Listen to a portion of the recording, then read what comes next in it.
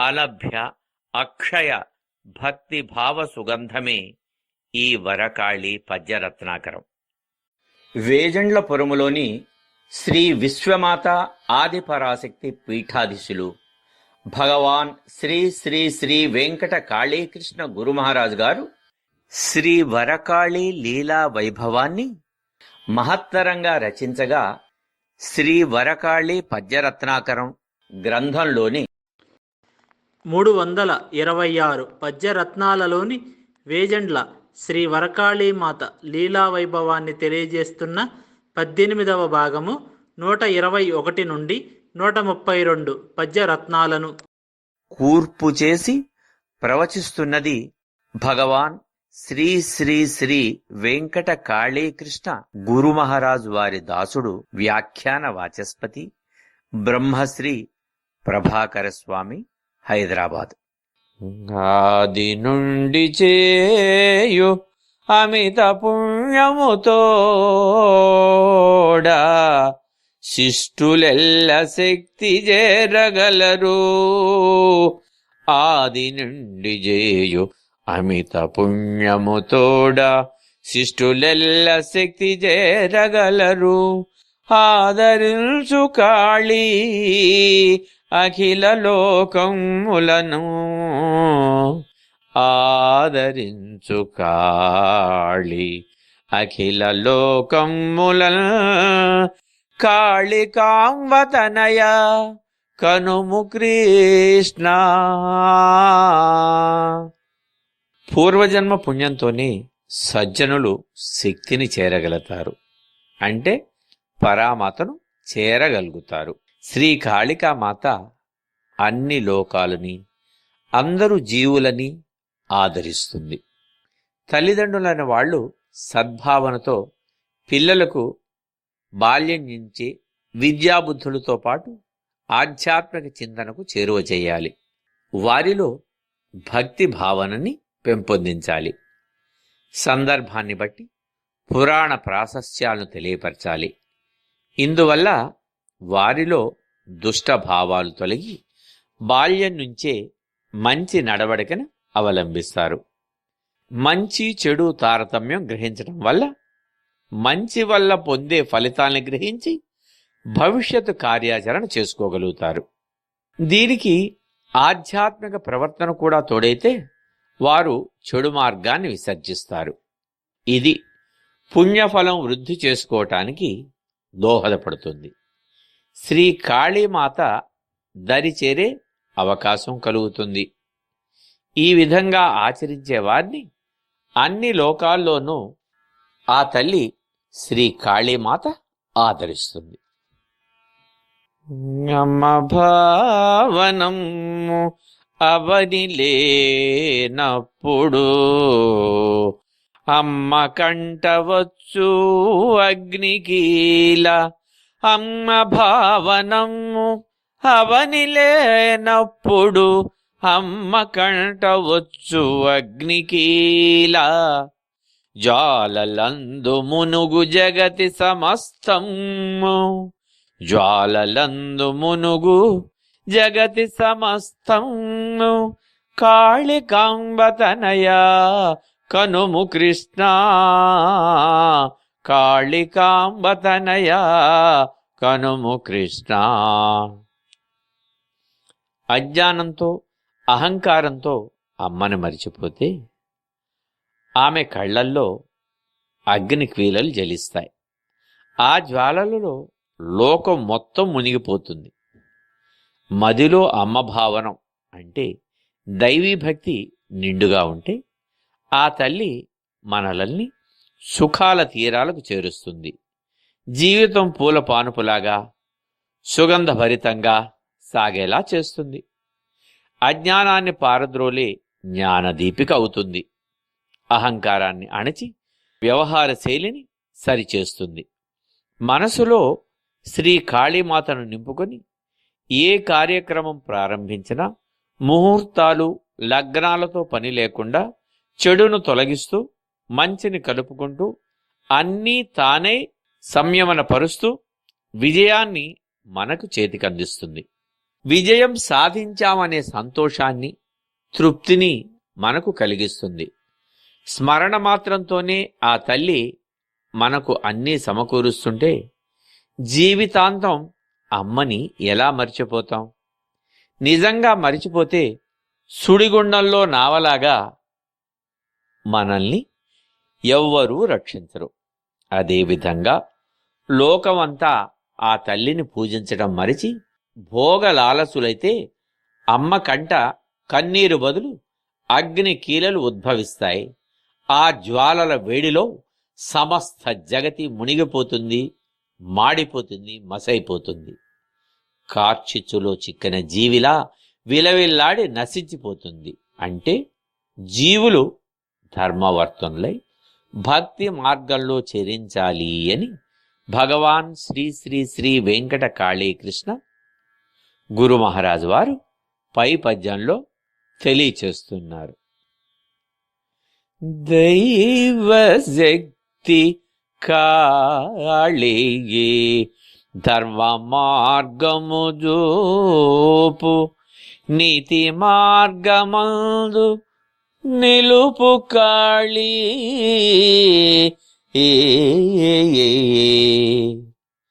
దైవశక్తి కాళీ ధర్మ మార్గము జూపు నీతి మార్గమందు నిలుపు కాళీ సత్యజనులనెల్ల సంరక్షసేయురా సత్యజనులనెల్ల సంరక్షసేయురా కాళికాంబతనయా కనుము కృష్ణాగా ఆగా. దైవశక్తి అయిన శ్రీ కాళీమాత ధర్మ మార్గాన్ని చూపుతుంది, నీతి మార్గంలో నిలుపుతుంది, సత్యభాషణ చేసేవారిని సంరక్షిస్తుంది. శ్రీ కాళీమాతను చేరాలి అనే తపన మనలో ఉన్నప్పుడు మనం ప్రయాణం చేసే మార్గం నిష్కంటకంగా మారుతుంది. మార్గమధ్యంలో ఎదురయ్యే సంకటాలు ముందుగానే తెలుసుకునే తెలివి లభిస్తుంది. సక్రమ మార్గంలో చరించే వారినెప్పుడు ఆ తల్లి నిరాదరణ చేయదు, ధర్మ మార్గంలో పయనింపచేస్తుంది. నీతివంతమైన జీవితాన్ని గడిపే శక్తిని, ధైర్యాన్ని ప్రసాదిస్తుంది. అలాగే సత్యం పలకటమే ఆభరణంగా కలిగిన వారిని నిత్యం కాపాడుతూ ఉంటుంది. సత్యం పలకటం వల్ల వచ్చే క్లిష్ట పరిణామాల్ని దరి చేరనివ్వదు. సత్యం, ధర్మం ఇవి రెండు లోకంలో ఎప్పుడూ నిలిచే ఉంటాయి. కానీ కలియుగ ధర్మాన అవి అధర్మం పాలు కాకుండా బూదితో కప్పబడి నివురు కప్పిన నిప్పులా ఉండిపోతాయి. అవి పూర్తిగా తెలియాలి అంటే అమ్మ కాళీమాత అనుగ్రహం కావాలి అంటారు పై పద్యంలో గురుదేవులు పూజ్య శ్రీ శ్రీ శ్రీ వెంకట కాళీకృష్ణుల వారు.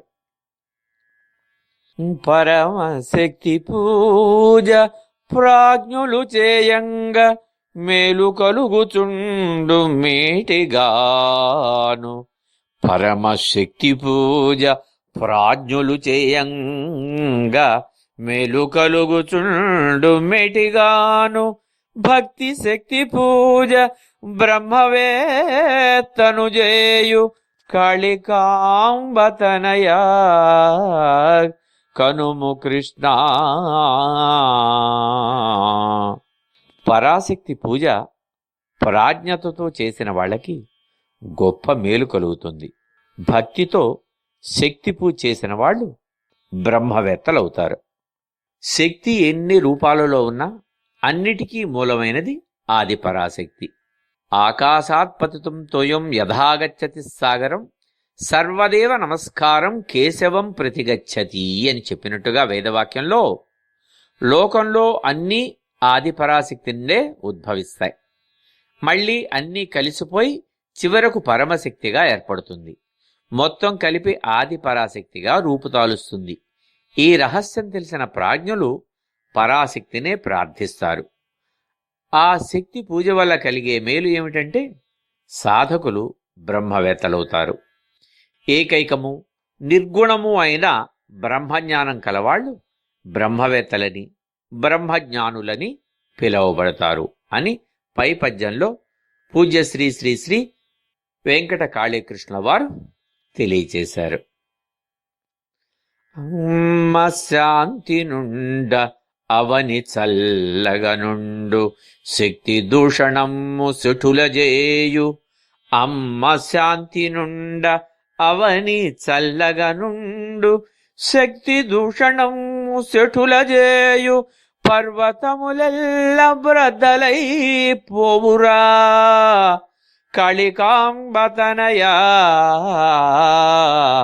కనుము కృష్ణ. శ్రీ కాళీమాత అత్యంత శాంతమూర్తి. ఆ విషయం ఆ తల్లి దగ్గరికి చేరిన వాళ్ళకి మాత్రమే అవగతమవుతుంది. లోకంలో ఏ తల్లి అయినా శాంతి సహనంతోనే ఉంటుంది. ఏ తల్లి పిల్లల్ని భయభ్రాంతులకి గురి చేయదు. ఎంతో లాలనగా ప్రేమగా సాగుతుంది. ఏదైనా తప్పు చేస్తే కోపించి దండన చేస్తుంది. అంత మాత్రాన తల్లిని శాంతమూర్తి కాదని ఎవ్వరూ అనలేరు. అదేవిధంగా సర్వలోకాలను ఏలే శ్రీ కాళీమాత తల్లులందరికీ తల్లి, మహాతల్లి. అందువల్లే ఆమె పరమ శాంతమూర్తి. ఆ తల్లి శాంతమూర్తి కనుకనే భూమండలం అంతా చల్లగా కాపాడబడుతోంది. అలాగని ఆమె శక్తి తెలియక దూషించే శఠులు ఆమె కోపాగ్నికి పర్వతాలు బద్దలైన విధంగా వారి కపాలాలు ముక్కలవుతాయి, వారు దహించబడతారు అని పైపద్యంలో భగవాన్ శ్రీ శ్రీ శ్రీ వెంకట కాళీకృష్ణ వారు తెలియచేశారు. నాట్యగానమందు నవ్య కళారీతి సంతసింపజేయు శక్తినెప్పుడు. నాట్యగానమందు నవ్య కళారీతి సంతసింపజేయు శక్తినెప్పుడు. అభయమిచ్చి కాళి అవని రక్షించురా. అభయమిచ్చి కాళి అవని రక్షించురా. కాళికాంబతనయ కనుము కృష్ణ. నృత్య గీత వినోదాలతో పరాశక్తిని కీర్తించి సంతోషింపచేస్తే ఆ నాట్యగానాలు ఎప్పటికప్పుడు కొత్త రీతులలో ఉంటే అమ్మ సంతోషించి అభయమిచ్చి ఆ కళాకారుల్ని, ఆ గాయక శ్రేష్ఠుల్ని కాపాడుతుంది అనేది దీంట్లో భావం. ఆవిడ ఏ విధంగా కీర్తించినా సంతోషిస్తుంది. నృత్య కళాకారులు, గాయకులు తమ సాటిలేని కళా కౌశలంతో అభినందించి గానం చేసి ఆ తల్లిని రంజింపచేయటం వల్ల ఆమె ఎంతో ప్రసన్నురాలై వారిని సాటిలేని కళాకారులుగా తీర్చిదిద్దుతుంది. అదేవిధంగా తల్లిని సంతోషింపచేయటానికి వివిధ రకాలైన లలిత కళల్ని ఉపయోగించాలి. లలిత కళలు మన సంస్కృతిని ప్రతిబింబింపచేస్తాయి. ఈ విధంగా మన సంస్కృతి తరతరాలకు అందించబడటంలో ఆ జగన్మాత ఎంతో వైవిధ్యం ప్రదర్శిస్తుంది. అందుకనే మహాగాయకులైనటువంటి వాళ్ళు, మహాకళాకారులు కళని దైవం యొక్క ప్రసాదంగా భావించి ఆ దైవాన్ని చేరువ చేసే ఒక మార్గంగానే భావించారు. తమ గానాన్ని లేదు ఇతర కళాకారులు తమ నృత్యాన్ని, చిత్రకళని, వీటిని దైవీ కళలు అంటారు కనుక ఆ దైవీదత్తమైన కళలు గనక, దైవాన్ని చేరువ చేసే కళలు కనుక వాటిని వారికే అంకితం చేసి తరించారు. సంగీతం యొక్క పరాకాష్ఠ భక్తి అని, అలాగే నృత్యం యొక్క పరాకాష్ఠ దేవదాసి నృత్యంలో ఆ దైవంలో లీనమవటమే, తన్మయీ భావంతో వారిలో కలిసిపోవటమే. కనుక ఆ జగన్మాత ఎంతో వైవిధ్యం ప్రదర్శించే వారిని కూడా ప్రదర్శించేలా మన పనిని మన చేతే చేయిస్తూ మన వాళ్ళకి తిరిగి అందించటంలో ఆవిడ ఎంతో సహాయపడుతుంది. అది ఆ తల్లికి ఎంతో సంతోషదాయకం. అట్లా చేసేవారు మానవులైన, యక్ష గంధర్వులైన అంశాంశజులే. అంటే నృత్యగానాలు అనేవి గంధర్వ అంశ, యక్షుల అంశ ఉన్న వాళ్ళకి లభిస్తాయి అని చెప్తారు. కనుక అభయముద్రతో అటువంటి వారిని తల్లి కాపాడుతుంది అని భగవాన్ శ్రీ శ్రీ వెంకట కాళీకృష్ణుల వారు పై పద్యంలో తెలియచేశారు. కాళీశక్తి మహిమ కనలేక జనులెల్ల కలవరము జంద కలియుగాన. కాళీశక్తి మహిమ కనలేక జనులెల్ల కలవరము జంద కలియుగాన.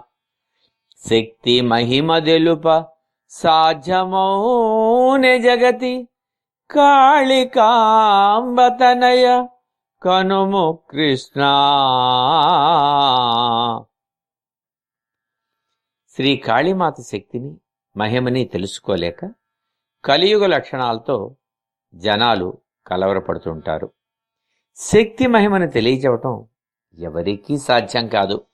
కలియుగ ప్రభావం వల్లనో కలియుగ లక్షణాల వల్ల తెలియదు కానీ దైవదూషణ అనేది చాలా మందికి నిత్యకృత్యంగా మారిపోయింది. నాస్తిక జాతి అంకురించింది. అలాగే ఆ దైవం యొక్క అనుగ్రహాన్ని మరింతగా పొందినటువంటి సహోదరులు సోదరీమణులు వారే గురువులు, సద్గురువులు, పరమ గురువులు.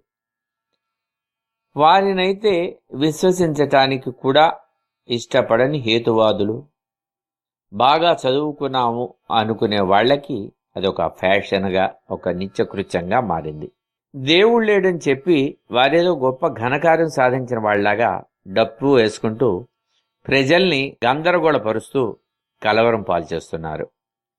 కానీ తల్లి లేక వారి జన్మ ఎలా సాధ్యపడుతుందో తెలుసుకోలేని మూఢులు.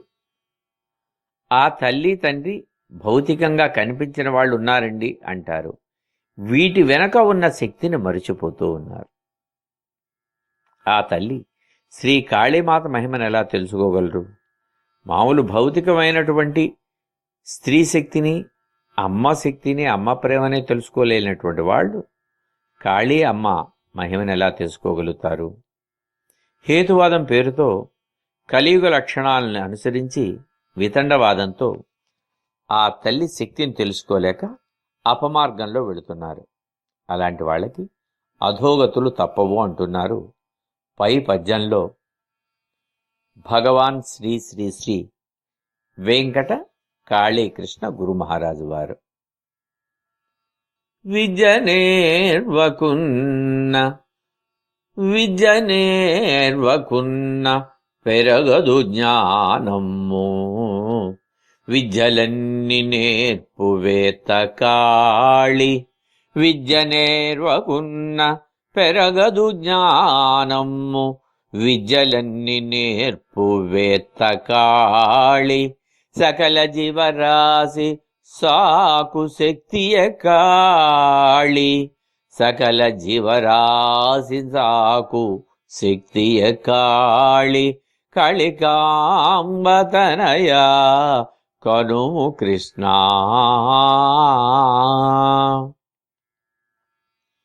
విద్య నేర్వకుండా జ్ఞానం పెరగదు.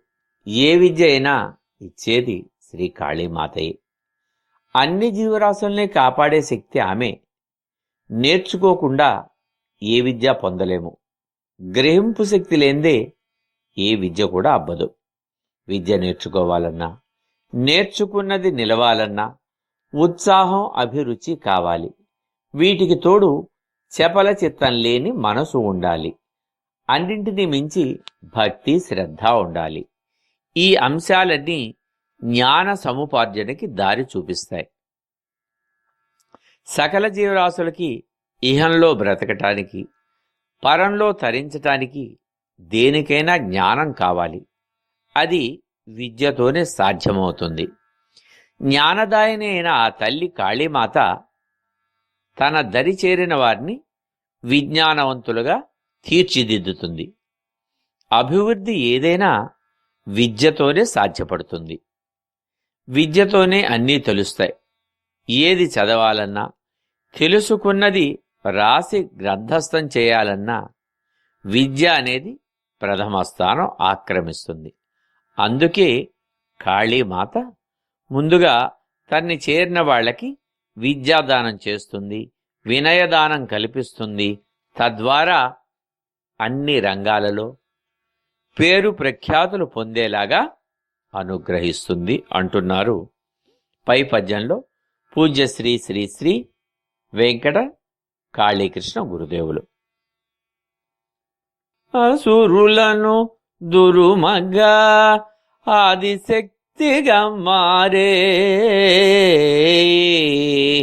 అసురులను దురుమగా ఆదిశక్తిగా మారే, సురల రక్షజేసే శూలమునను, సురల రక్షజేసే శూలమునను, విశ్వమాత కాళి వెలుగుచునుండురా,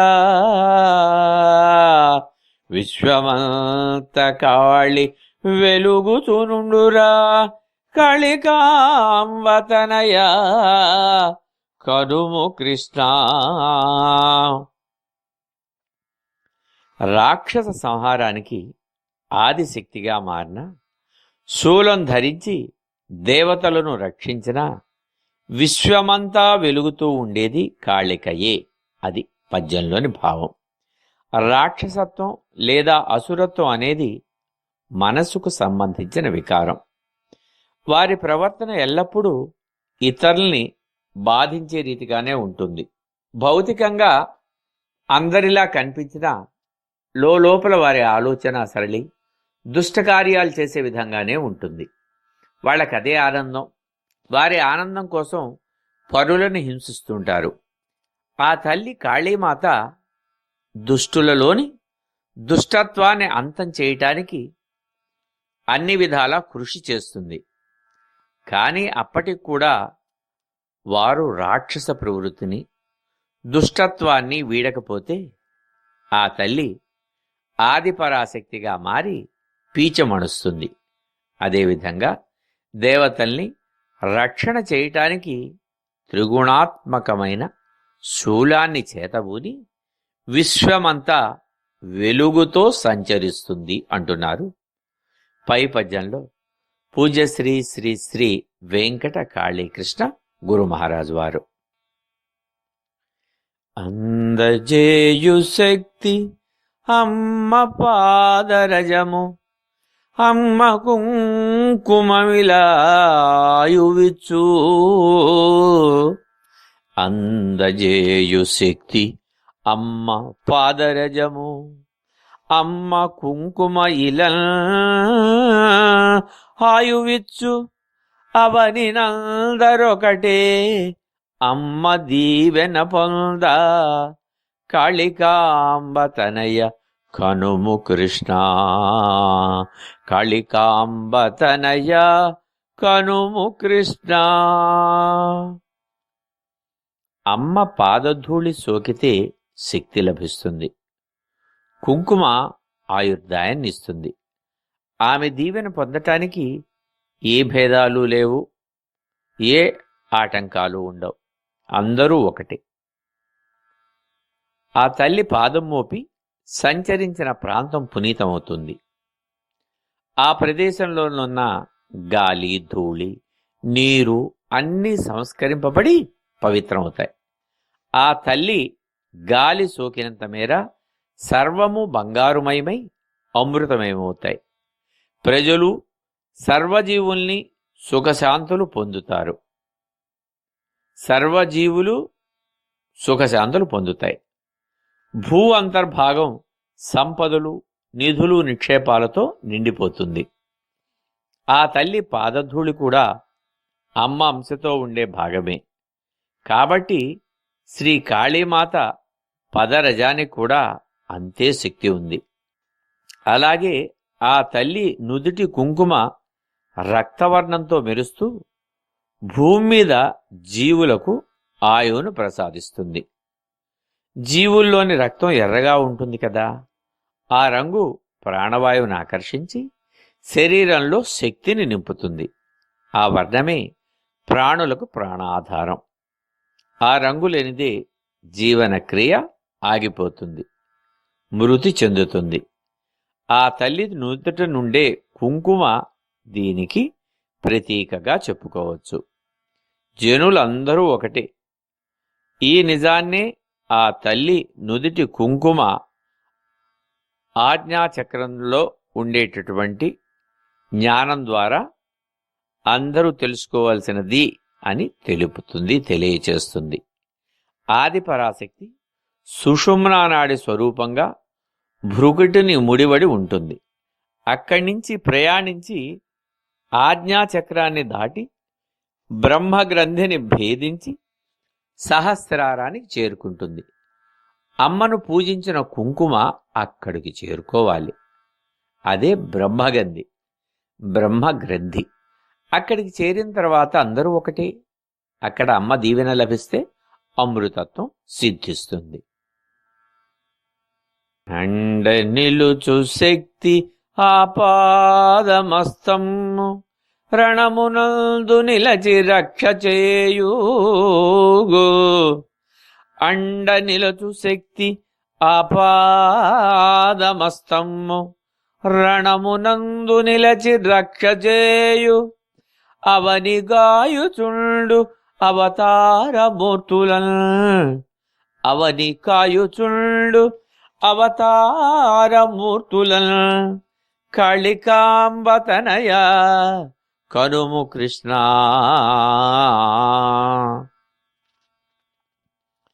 పాదాల నుంచి తల వరకు శక్తి అండగా నిలుస్తుంది, యుద్ధంలో నిలిచి రక్షిస్తుంది. అవతారమూర్తుల్ని భూమిపై కాపాడుతూ ఉంటుంది. శక్తిని పొందాలి అంటే ఒక దేహం కావాలి, ఆరోగ్యవంతంగా ఉండేదే ఉండాలి. అప్పుడే ఆ తల్లి శ్రీ కాళీమాత ప్రసాదించే శక్తిని దేహం స్వీకరించి దాన్ని నరనరాన కణకణాన పట్టించుకొని దారుఢ్యమై శక్తిగా నిలుస్తుంది. అలా కాక దేహంలో కొంత భాగమే శక్తిని పొందితే బాగా చచ్చుబడిపోయి శక్తిహీనంగా మారుతుంది. ఏ పని చెయ్యలేని వారం అవుతాం. అందువల్ల శ్రీ కాళీమాతను ఆరాధించేటప్పుడు మనస్సుతో శరీర భాగాలను ఏకం చేసి అనుసంధానం చేసి సాధన చేయటం వల్ల పాదాల నుంచి శిరస్సు వరకు శక్తి సమతుల్యంగా లభిస్తుంది. మరో విధంగా వివరిస్తే గుదస్థానంలో ఉండే మూలాధారం నుండి శిరస్సులో ఉండే సహస్రారం వరకు అంటే ఆపాదమస్తకం అన్నమాట. ఆది పరాశక్తి అక్కడకు చేరుకునే సాధనే రణం అంటే యుద్ధం లాంటిదే. ఆధార కమలం నుంచి సహస్రార కమలం వరకు ఈ చక్రాలనన్నిటినీ దాటి ఆ మూలాధారంలోని శక్తి కుండలిని శక్తి శరీరమంతా వ్యాపించి సహస్రారం చేరుకోవటమే యోగ సిద్ధి అవుతుంది. ఆ సాధన కోసమే జన్మించిన అవతారమూర్తుల్ని ఆమె కాపాడుతూ వారి కీర్తిని మరింత పెంచుతుంది. అలాగే ఆ సాధకులు యోగులు కూడా అమ్మ యొక్క అనుగ్రహం కోసం ఎదురు చూస్తూ ఉంటారు అని పై పద్యంలో శ్రీ శ్రీ వెంకట కాళీకృష్ణ గురు మహారాజు వారు తెలియచేశారు. కాలగతిని తెలియు కాళిని ప్రార్థింప వింత జ్ఞానమబ్బు నెల్తగానో. కాలగతిని తెలియు కాళిని ప్రార్థింప వింత జ్ఞానమబ్బు ఎంతగానో. పలికే భావి వీరబ్రహ్మము జ్ఞానిగా పలికే భావి వీరబ్రహ్మము జ్ఞానిగా కాళికాంబతనయ కనుము కృష్ణ. శ్రీ కాళీమాతను ప్రార్థిస్తే భవిష్యత్తును తెలుసుకునే జ్ఞానం లభిస్తుంది.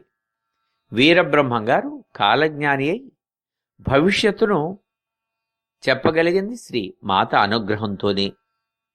ఒక ప్రత్యేకమైన కార్యక్రమం తలపెట్టినప్పుడు దాని ఆనుపానులు, ఏ సమయంలో ఏం చేయాలి, ఎంతసేపు చేయాలి అనేవి అన్నీ ఒక చోట రాసుకుంటాం. దాని ప్రకారం పనిచేస్తాం. ఏమి రాసుకున్నాము అనేది సహజంగా ఎవరికి చెప్పం.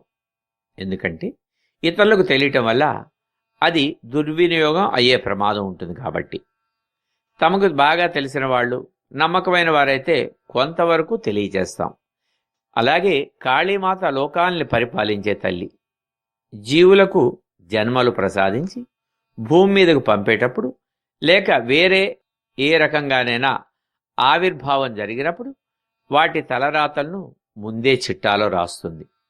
మనుషులైతే జన్మించిన దగ్గర నుంచి ప్రతి క్షణం, ప్రతి కదలిక, ప్రతి మాట, ప్రతి చేత మొత్తం రాసిన ప్రకారమే జరుగుతుంది.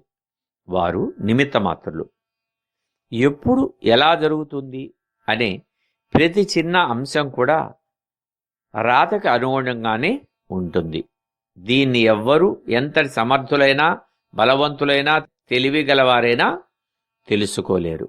ఎందుకంటే ఇవి అత్యంత గోప్యమైన దేవరహస్యాలు. మానవులు తెలుసుకోవటం వల్ల అనర్థాలు జరిగే అవకాశం ఉంటుంది. భూమి మీద జీవుల ఉనికి లేకుండా పోతుంది. కానీ శ్రీ కాళీమాతను ఉపాసించే వారికి ఆ తల్లి అనుగ్రహం చేత వర్తమానంలోనూ భవిష్యత్తులోనూ జరగబోయే విశేషాల్ని, అంశాల్ని తెలుసుకునే జ్ఞానం కలుగుతుంది. ఈ జ్ఞానాన్ని వీరు లోక కళ్యాణం కోసమే వినియోగించాలి. ఇలాంటి ప్రక్రియకు శ్రీ వీరబ్రహ్మం గారు ఒక ఉదాహరణ. అలాగే భగవాన్ శ్రీ శ్రీ శ్రీ వెంకట కాళీకృష్ణ గురు మహారాజు గారు కూడా ఆ తల్లి కృప వలన భూత భవిష్యత్ వర్తమానాల్ని అంటే కాలజ్ఞానాన్ని తెలుసుకోగలిగిన శక్తిని పొందారు అంటూ పై పద్య భావం ద్వారా మనం తెలుసుకోవచ్చు.